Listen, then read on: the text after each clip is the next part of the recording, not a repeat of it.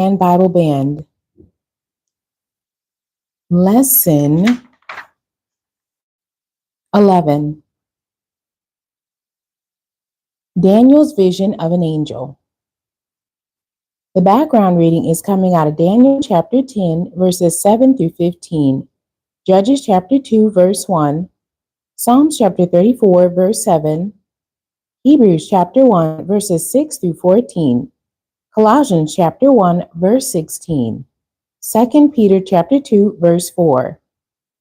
The devotional reading is coming out of Daniel chapter 8, verses 15 through 26, and Daniel chapter 9, verses 20 through 21. The central verse. I will read the King James Version first, and then the New Living Translation of Daniel chapter 8, verse 25. And through his policy also he shall cause craft to prosper in his hand, and he shall magnify himself in his heart, and by peace shall destroy many. He shall also stand up against the prince of princes, but he shall be broken without hand. Daniel chapter 8, verse 25. The New Living Translation. He will be a master of deception and will become arrogant. He will destroy many without warning.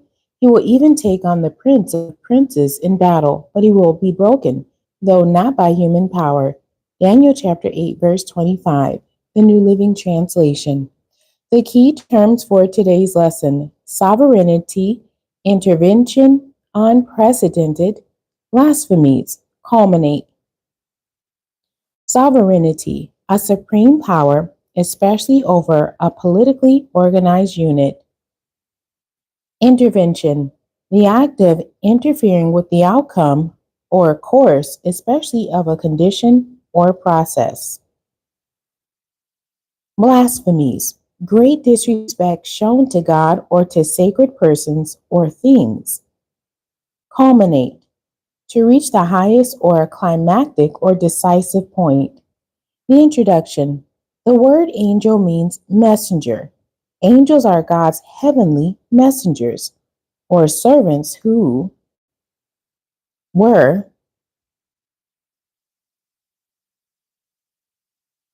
created before the earth. All angels were created good, but some of them became corrupt because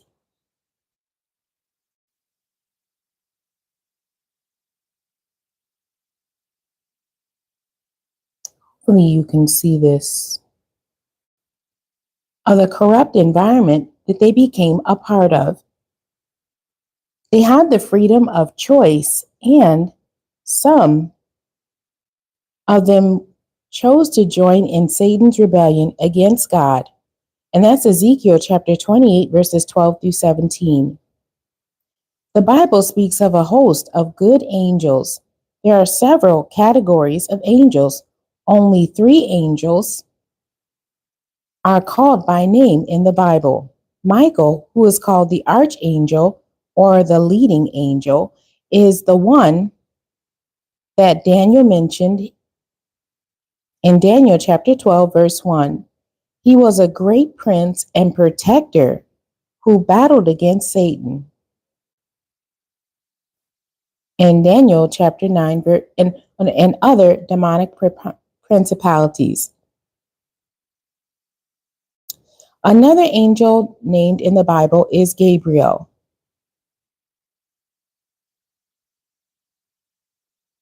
There we go.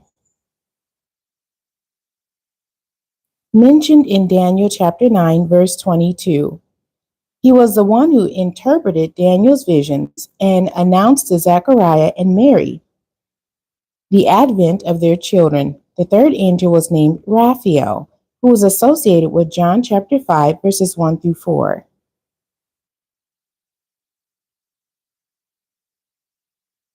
The discussion. Angels are divided into different ranks. There are seraphim. Seraphim are fiery angels with 6 wings used to cover the face, 2 to cover the feet, and 2 for flying, who revere God and proclaim his supreme glory and his holiness. And that's in Isaiah chapter 6, verse 2. They do not address God directly, but they call out to him in praise and adoration and give direct service in the heavenly temple. They are mentioned in Isaiah chapter 6, verse 3. The next class of angels is the cherubim, winged angelic beings described in biblical tradition as attending to God. It is said that their wings are as loud as God's voice. Their entire bodies are covered with eyes. They first appear in Genesis chapter 3, verse 24, alongside a flaming, turning sword to guard the Garden of Eden against anyone who might want to try getting back in after Adam and Eve sinned and were put out. They also adorn the cover of the Ark of the Covenant in Exodus chapter 25, the curtains of the tabernacle in Exodus chapter 36, and later Solomon's temple. They could always be found guarding against people trespassing where they did not belong. They are considered as the angel of the second highest order of the ninefold celestial hierarchy. They serve as guides, attendants, and bearers of the throne of God in the Bible. They have human, animal, or bird-like attributes who serve as throne bearers of God. These cherubim have four faces that are depicted as an ox, a human, a lion, and an eagle. Angels are described in many ways throughout the Bible, in both the Old and the New Testaments. In many places where they are mentioned in the Bible, it simply refers to them as an angel of the Lord. These angels act on behalf of God, communicating messages and acting as ministering spirits to those who will inherit salvation. And that's Hebrews chapter 1, verse 14. Throughout the Bible, angels spoke to many people, bringing messages from the highest God. They didn't just speak to people, but they rescued Lot and his family out of Sodom and Gomorrah. One of them opposed Balaam and his donkey, and other angels nearly destroyed Jerusalem for David's sin. And that's 2 Samuel chapter 24. When angels are talked about, it's important to include the account of the vision of Daniel of the angel. It is one of the most significant events that involves an angel. This vision is one of the most profound and detailed revelations given to Daniel. His vision provides insight into spiritual warfare, the role of angels, and the future events of the Jewish nation. This vision occurred in the third year of Cyrus, king of Persia. Daniel had been in mourning, fasting for 3 weeks. The timing of this vision is significant because it follows the decree of Cyrus, allowing the Jews to return to Jerusalem, ending the Babylonian exile. Daniel received this revelation and gave a very vivid description of what he saw. He said that he lifted his eyes and saw a man dressed in linen with a belt of fine gold from Uphaz around his waist. His body was like topaz, his face like lightning, his eyes like flaming torches, his arms and legs like the gleam of burnished bronze, and his voice like the sound of a multitude. And that's Daniel chapter 10, verses 5 and 6. The presence of the angel was so overwhelming that Daniel's strength left him. He fell into a deep sleep with his face to the ground because of the awe and fear that he felt from this divine encounter. The angel touched Daniel and strengthened him, enabling him to get up and receive the message.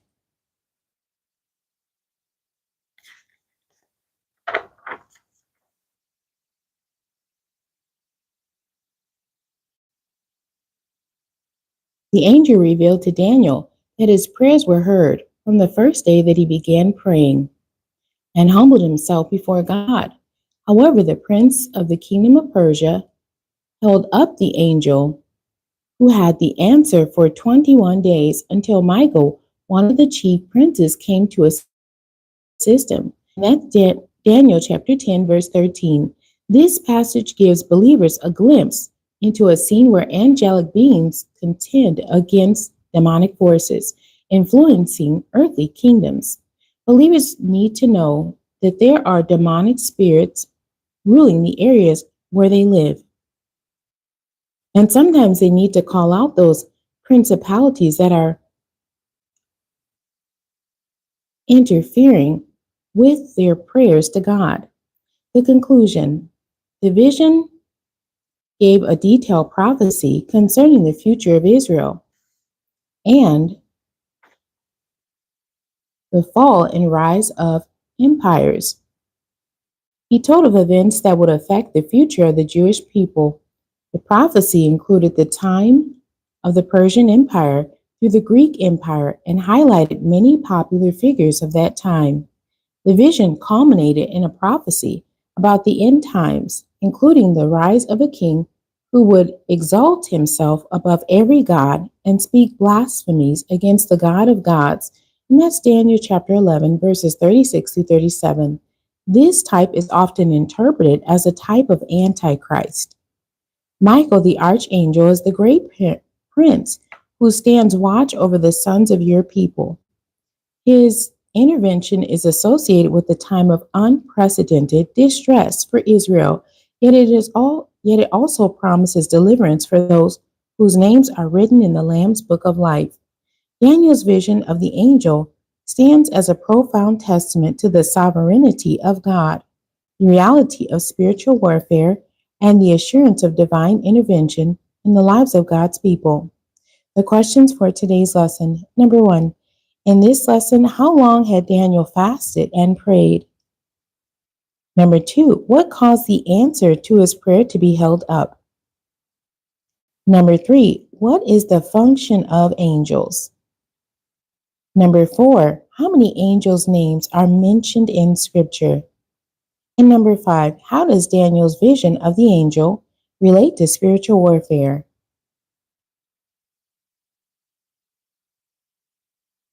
The end. God bless you and thank you for joining me today.